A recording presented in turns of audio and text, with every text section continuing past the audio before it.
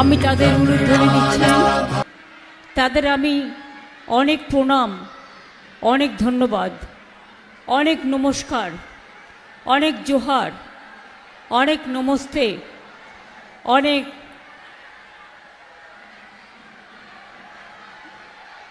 দোয়া এবং ভালোবাসা।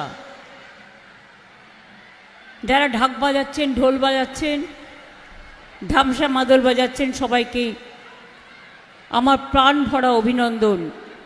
অনেক রৌদ্রের মধ্যে অনেক মা বোনেরা দাঁড়িয়ে আছেন, খুব কষ্ট হচ্ছে, একটু ছায়ার দিকে চলে আসুন না। তেজটা একটু বেশি আছে রোদ্দুরের।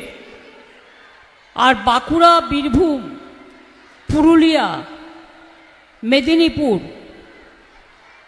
একদিকে ডিবিসির জলে ভেসে যায়, অন্যদিকে আবার পুরুলিয়া ভাসে না, বাঁকুড়া ভাসে। বর্জরায় আমি কিছুদিন আগে এসেছিলাম, দেখে গেছি। কিন্তু গরম এখানে অত্যন্ত পড়ে, একেবারে মাটি শুকিয়ে যায়, আর গরমের তাপ খুব বেশি।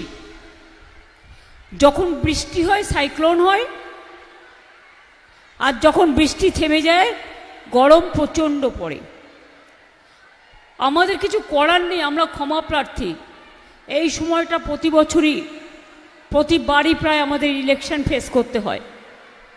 টাইমটা আমাদের এই গরমকাল, গরম ঝড় বৃষ্টি নিয়েই করতে হয়।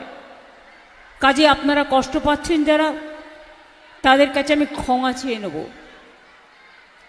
স্বরূপ এটা তো করে দে, কিছু মহিলাকে নিয়ে এসে সামনেটা বসিয়ে দাও না, অন্তত ছায়া পাবে।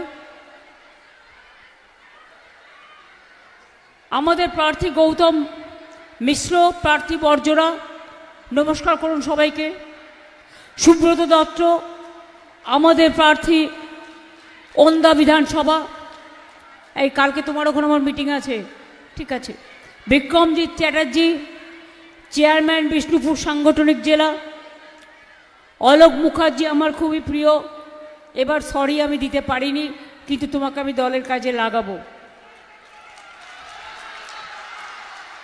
কালিদাস মুখার্জি, ব্লক সভাপতি বর্জরা। দেবদাস বাজপাই, ব্লক সভাপতি গঙ্গাজল ঘাটি। উপস্থিত সমস্ত গ্রাম সভা, পঞ্চায়েত সমিতি, জেলা পরিষদ, কাউন্সিলর থেকে শুরু করে বুথ সভাপতি, ব্লক সভাপতি, পঞ্চায়েত থেকে শুরু করে সমস্ত ফ্রন্টাল অর্গানাইজেশনের সকলকে আমার অনেক অভিনন্দন। সাথে সাথে আমার মা ভাই বোনেদের, আপনারা কষ্ট করে না আসলে আমরা কেউই নই, আপনারাই সবটা। মানুষ ভালো থাকলে আমি ভালো থাকি, আর মানুষের মুখে যদি আমি হাসি না দেখি তাহলে আমিও দুঃখে থাকি। তাই আপনারা ভালো থাকুন, সুস্থ থাকুন, সুন্দর থাকুন এই বাংলার মাটিতে, এটুকু প্রার্থনা আমি করব।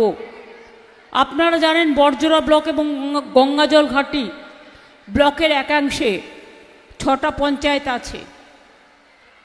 আমি একসময় চিনতাম সুধাংশুদাকে, সুধাংশুদা মারা গিয়েছেন। হ্যাঁ,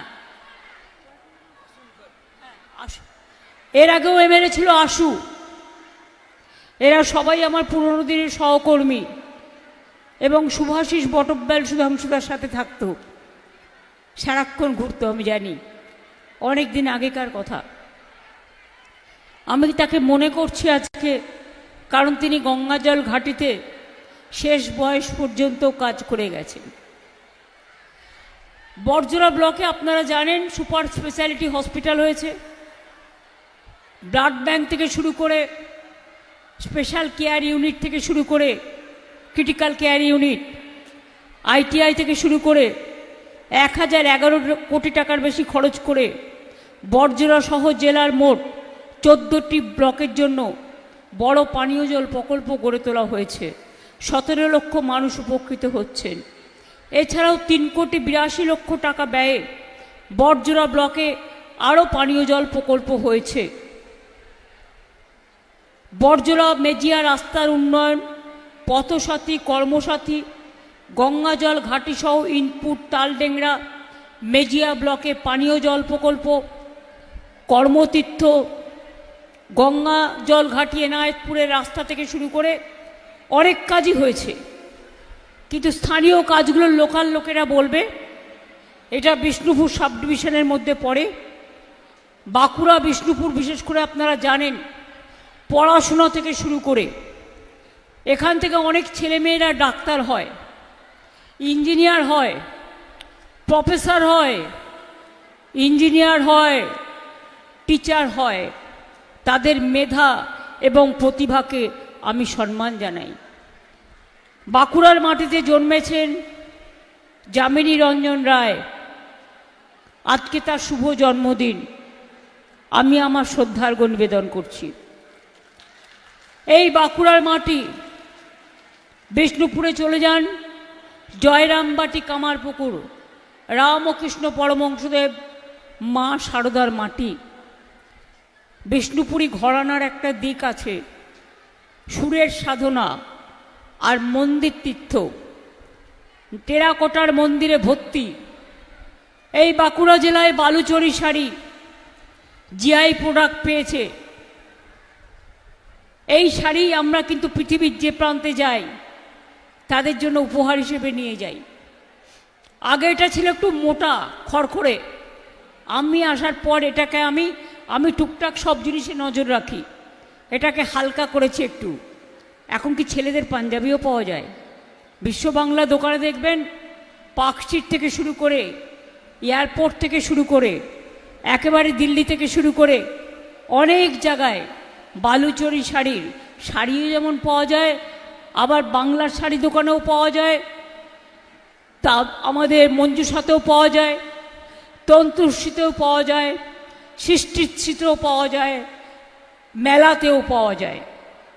বাঁকুড়ার ডোকরা কাজ, হস্তশিল্প, মাটি শিল্প, কাঁসার শিল্প, সব এক একটা বড় বড় চিত্রশিল্প, বড় বড় অবদান।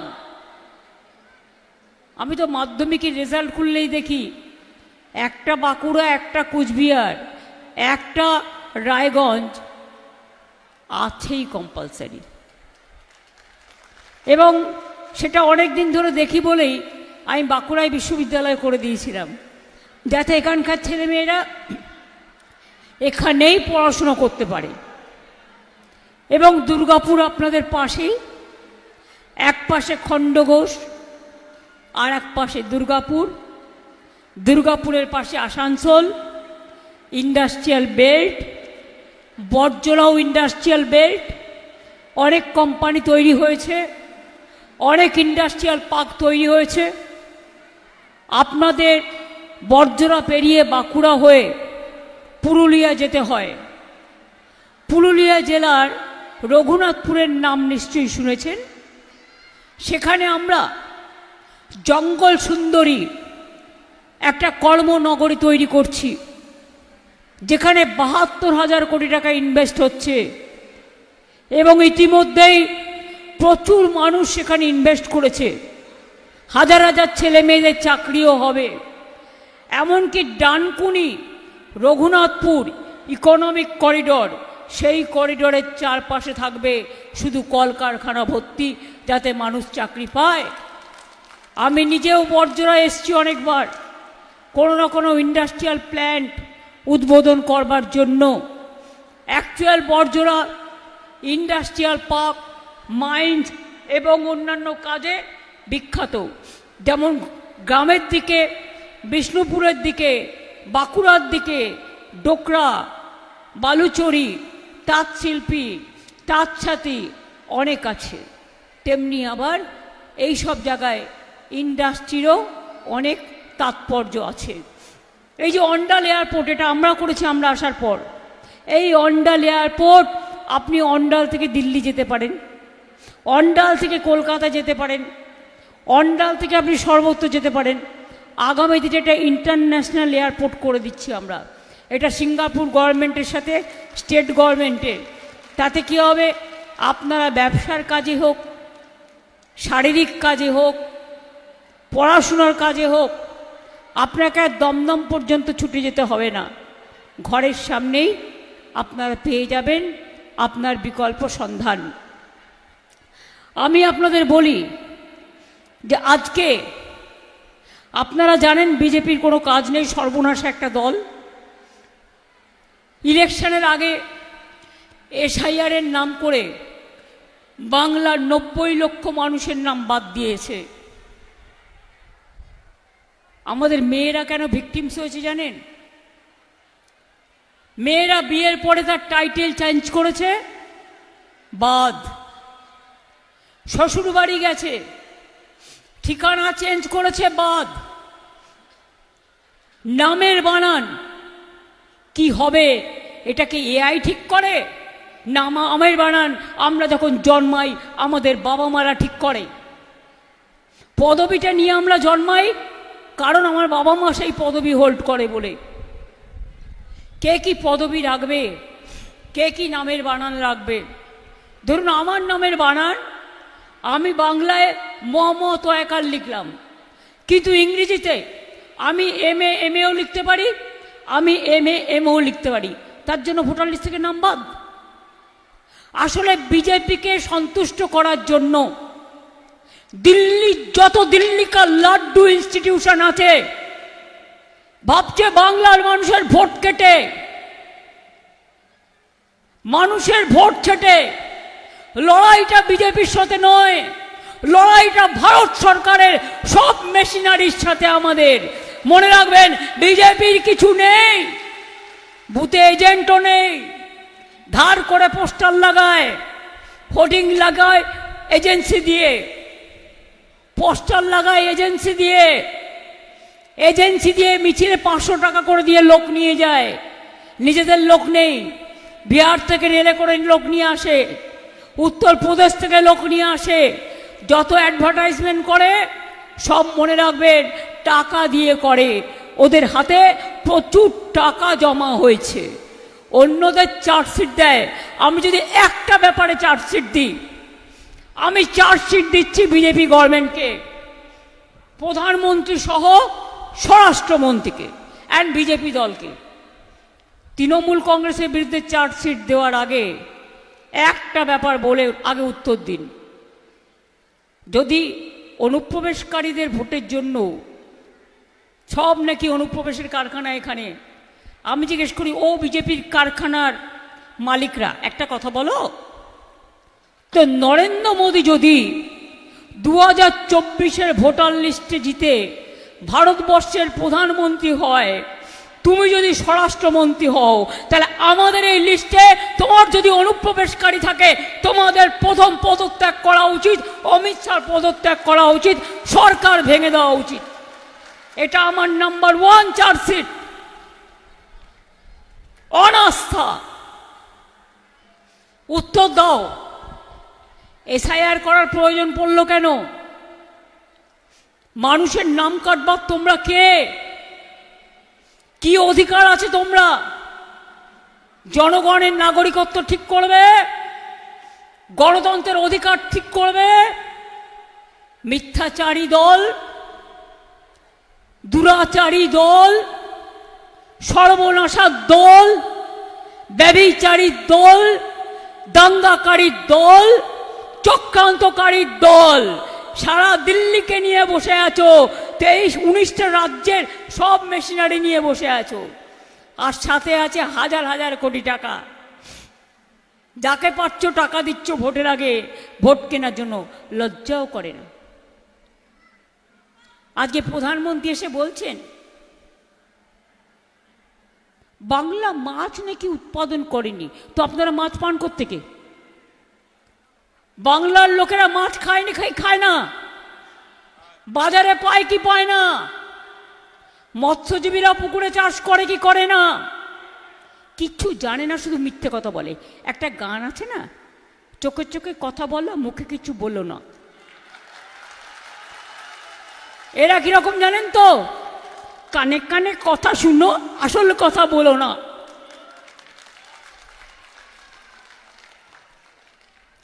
বলছে অন্য রাজ্যে মাছের দোকান বন্ধ, মাংসের দোকান বন্ধ, ডিমের দোকান বন্ধ।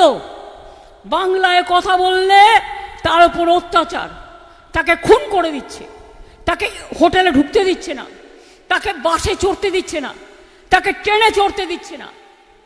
আর এখানে এসে বলছে দেখে দেখে গ্লাসের মতো আয়না আছে না, অত মোটা গ্লাস নয়, এই চশমা দেখছেন না, এর থেকে হালকা পাতলা, আপনারা বুঝতে পারবেন না। আমি যেমন এখানে দেখুন, আপনাকে আমি দেখাচ্ছি কিরম ভাবে, জাস্ট একটা ডেমনস্ট্রেশন। ধরুন আমার হাতে একটা কাগজ আছে, আপনি দেখতে পাচ্ছেন, কারণ একটা কাগজ বলে দেখতে পাচ্ছেন। এবার আমি যদি কাগজটা না রেখে যদি একটা টেলিপ্রম্পটার রাখি এইটার মতো, শুধু ওপরটা দেখতে পাচ্ছেন, এবং এটা এত হালকা থাকে, সেখানে যিনি দেখছেন তিনি পড়তে পারেন সবটা, এদিক ঘুরিয়ে ওদিক ঘুরিয়ে, ওদিক ঘুরিয়ে এদিক ঘুরিয়ে। এটা আমেরিকায় চালু ছিল। সেটা দেখে নিজের ভাষায় কিছু শব্দ লিখে নিয়ে এসে বাংলায় কথা বললে অত্যাচার, বাংলায় কথা বললে অনুপ্রবেশকারী, বাংলা বিরোধী সরকার ভোটের সময় এসে বলছে কিরকম জানেন তো, কাকের ঘরে কোকিল ডিম পাড়ে, আর যখন বাচ্চা বড় হয়ে যায় মুখ ফুটে তখন সে উড়ে চলে যায়। এরা হচ্ছে ইলেকশনের সময় বাংলায় ছলনা করতে এসছে, মিথ্যে কথা বলতে এসছে। আর যে ইলেকশন হয়ে যাবে, বন্যা হলে বলবে তোমার দেখা নাই গো, তোমার দেখা নাই। ঝড় হলে তোমার দেখা নাই গো, তোমার দেখা নাই। নদী ভাঙন হলে তোমার দেখা নাই গো, তোমার দেখা নাই।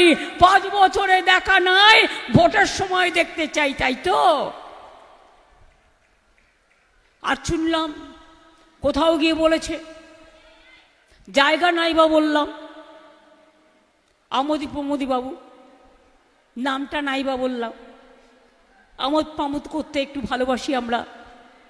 আমোদি প্রমোদি বাবু বললেন বাংলায় নাকি চাষিদের আলু সব পচে যাচ্ছে, সরকার নাকি কিছু করে না, ওনারা সব করে দেবেন। আমি বলে আপনার লোকেদের কাছে খোঁজ নেবেন না, ওগুলো গর্দবের দল, কিছু জানে না। বাংলার চাষিদের, আলু চাষিদের ক্রপ ইন্স্যুরেন্স আছে, 15টা শস্যের ক্রপ ইন্স্যুরেন্স আছে, 1 পয়সা চাষিদের দিতে হয় না, বিনা পয়সায়। কারো কোনো ফসল নষ্ট হলে তার টাকা আমরা দিই, আমরা ধান কিনে নিই, আমরা আলু কিনে নিই। জ্ঞান দেবেন না মিথ্যে কথা বলে। কৃষকদের আত্মহত্যা সারা দেশে চলছে, কৃষকদের আগে বাঁচান, তারপরে মিথ্যে কথা বলুন। বলে গেছেন লক্ষ লক্ষ শূন্য পদ ওনারা আসলে নাকি ফিল আপ করে দেবেন। জিজ্ঞেস করুন রেলে কত শূন্য পদ আছে? আমি রেল মিনিস্টার ছিলাম, জানি। গ্যাংম্যান নেই, পরিষ্কার করার লোক নেই, খাদ্যে ইঁদুর টিকটিকি ঘুরে বেড়াচ্ছে, পরিষ্কার করার লোক নেই। ডিফেন্সে কত শূন্য পদ আছে, অন্যান্য জায়গায় শূন্যপদ কত আছে কেন্দ্রীয় সরকারের। সেল বিক্রি করেছেন, গেল বিক্রি করেছেন, এলআইসি বিক্রি করেছেন, রেল বিক্রি করতে যাচ্ছেন, অ্যাভিয়েশন প্লেন বিক্রি করেছেন। বাকি কি আছে? দেশটাকে তো বিক্রি করে দিয়েছেন নিজেদের স্বার্থে। উনি নাকি লক্ষ লক্ষ লোকেদের চাকরি দেবেন। 2014 সালে কি বলেছিলেন? সব ব্ল্যাক মানি নিয়ে এসে সবার অ্যাকাউন্টে 15 লক্ষ করে টাকা দেবেন বলেছিলেন কি বলেননি? 1 টাকাও দিয়েছে? কি বলেছিলেন? 2 কোটি লোককে, বেকার যুবকদের 2 কোটি করে লোককে বছরে চাকরি দেবে, একজনকেও দিয়েছে? এত মিথ্যে কথা বলতে পারে কল্পনা করতে পারবেন না, কারণ এরা পাপী, দাঙ্গা করে এসছে, পাপাচারে ভর্তি বিজেপি পার্টি। তাই এদের মতো মিথ্যে কথা বলা, এদের মতো ঝুমলা করা আমরা জীবনেও পারবো না। কারণ আমরা ঈশ্বর মানি, আল্লাহ মানি, মা কালীকে পুজো করি, দুর্গা পুজো করি, শিবের পুজো করি, গির্জায় যাই, গুরুদ্বারায় যাই, জায়ের থান যাই, মাঝের থান যাই। আর ওদের ধর্ম মানে মিথ্যে কথা বলা। এটা ধর্ম নয়, বিধর্ম। নতুন করে মানুষের মাথায় ঢুকিয়ে দিচ্ছে। ইতিহাস থেকে গান্ধীজি থাকবে না, নেতাজি থাকবে না, ইলেকশন আসছে বলছে রবীন্দ্র জয়ন্তী করবে। বাবা, ভূতের মুখে রাম নাম। বঙ্কিমচন্দ্র চট্টোপাধ্যায়কে বলছে বঙ্কিমদা, রাজা রামমোহন রায় অসম্মান, বিদ্যাসাগরের মূর্তি ভাঙা, বিরসা মুন্ডার নামে অন্য একজনের গলায় মালা পরিয়ে বিরসা মুন্ডা, মাতঙ্গিনীর নাম কিভাবে উচ্চারণ করেছিল, কালকে আবার রসমণি বলেছে রাসমণিকে, রানী রাসমণিকে। পারো না যখন চুপচাপ থাকো না, বাংলা জানো না, কিছুই জানো না, লিখে নিয়ে এসে বলো টুকলি করে। তা টুকলি করলে টুকলির মতোই বলবে, ওটা গুগলি হয়ে যায় টুকলি করে বললে। জানো না যখন চুপচাপ থাকো। কানে কানে মন্ত্র দিচ্ছে আর চেক না করেই বলে দিচ্ছ don't forget you are the prime minister of this country. চেয়ারের একটা রেসপেক্ট আছে মহাশয়, এটাও ভুলে গেছেন। তৃণমূলকে আলটিমেটাম দিচ্ছে, সব পোস্টার ছেড়ে দিচ্ছে। বাড়ির লোকের নিয়ম ছিল ইলেকশনে যে তার পারমিশন না নিয়ে তার ঘরে দেয়াল লিখতে পারবে না, তার বাড়িতে ফ্ল্যাগ লাগাতে পারবে না, তার বাড়িতে ফেস্টুন লাগাতে পারবে না। এখন দেখুন রোজ আমাদের হেডিং ছিঁড়ে বেড়াচ্ছে আর আলটিমেটাম দিচ্ছে। আমি বলি যতই দাও আলটিমেটাম, জনগণ তোমাদের দেবে আলটিমেটাম। বিজেপি দল তৈরি থাকো, আগামী দিন যত অত্যাচার করবে বদলা হবে ভোটের বাক্সে। মনে রাখবে অনেক মানুষের নাম কেটেছো, 250-র বেশি লোক মারা গেছে। এরপরে ডিলিমিটেশন বিল আনছে 15 তারিখে, ইলেকশনের আগেই বাংলাকে ভেঙে ভেঙে টুকরো টুকরো করে দেবে। তারপর কি করবে? এনআরসি করবে।